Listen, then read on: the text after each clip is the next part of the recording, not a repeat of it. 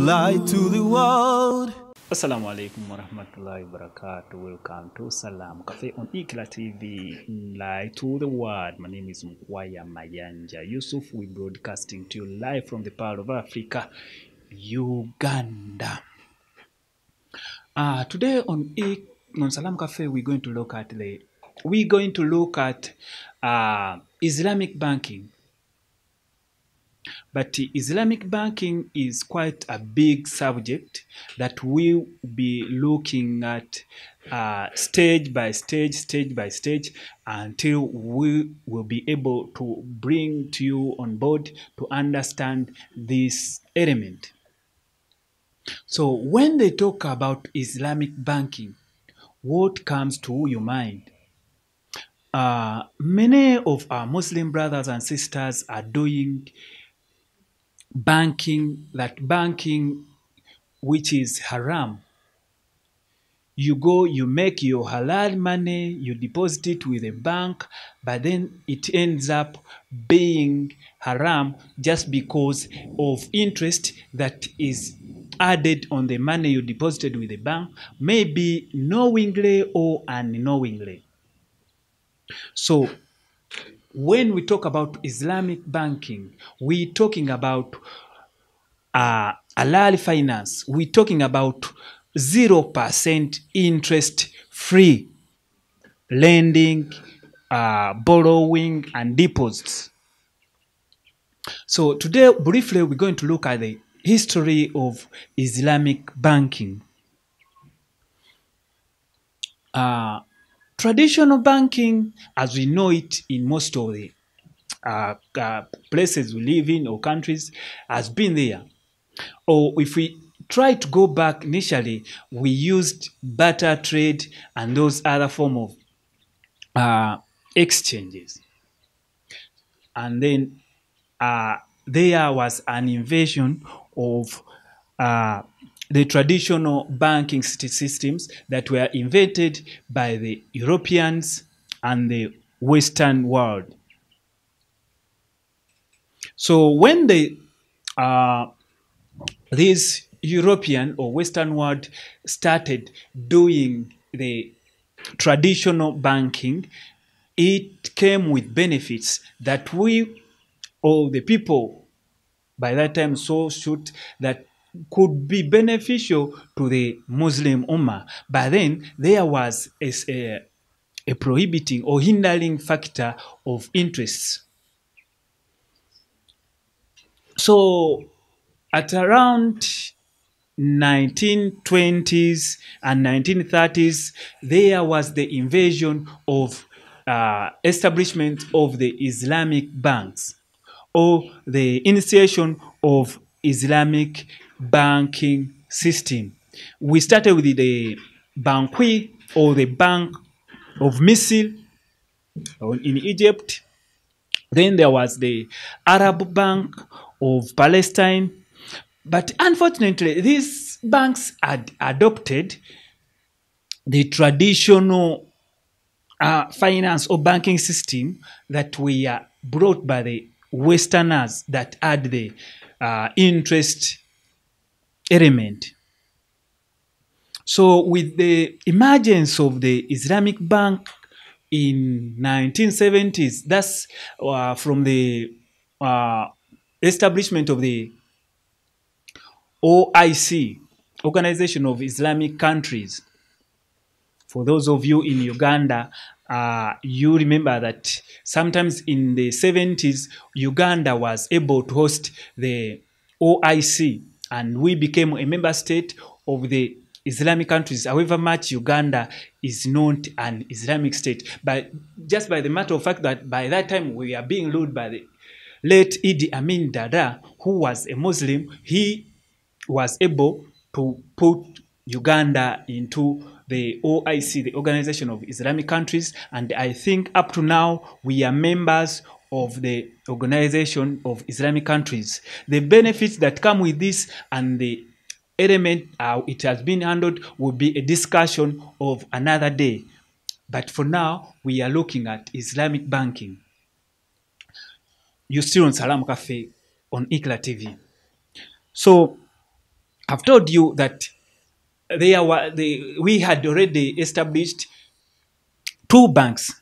That's the Arab Bank of Palestine and the Bank Misiri, or the Bank of Misiri in Egypt. But these banks had the element of the traditional banks that were offering non-Islamic products. So, with the event or the coming of the Organization of Islamic Countries, there was the establishment that was in 1973. They had a meeting and had arrangements, or they thought of how we can have products that are halal or with no interests. So the OIC, the Organization of Islamic Countries, established the IDB, which is the Islamic Development Bank, that was established in 1973. But this Islamic Development Bank was intended to spearhead the establishment of Islamic banking systems, and it had the one of the tasks to make sure that different banks that are halal or Islamic based can be established all over the world. So this Islamic Development Bank was a commercial bank that was tasked with the task of establishing other banks in the different parts of the country, and be the prototype or be the blueprint on which these other banks can borrow a leaf. However, it had some other factors that we are not discussing today, but we are specifically handling the development of Islamic bank. How did it facilitate the development of Islamic banking? Banks could get money from the IDB, the Islamic Development Bank, to facilitate their establishment. It had a research kind of department that could assess these different products that could be added on to the Islamic banking system. Then as one of its success, it led to the establishment of the Dubai Islamic Bank that was established in 1975. That's 2 years after the establishment of the Islamic Development Bank. Then there was the Kuwait Finance House that was established in 1977, and then they went on to establish the Bahrain Bank of Bahrain that was established in 1983.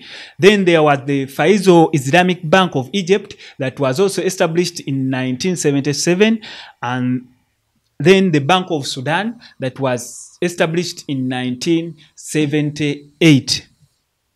You see, so this Islamic Development Bank was the backbone, where they could benchmark and then could get the expertise of the establishment of Islamic Bank.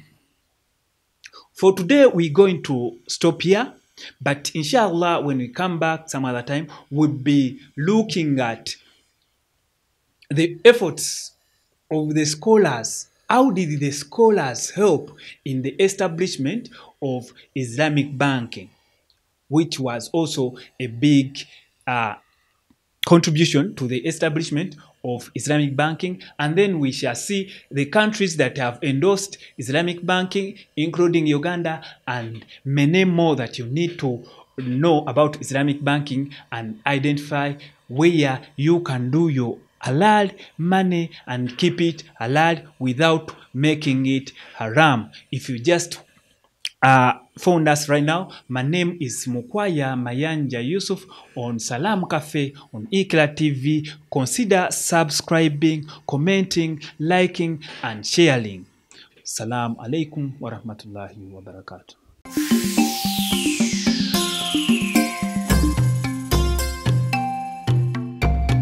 Iqra TV. Light to the world.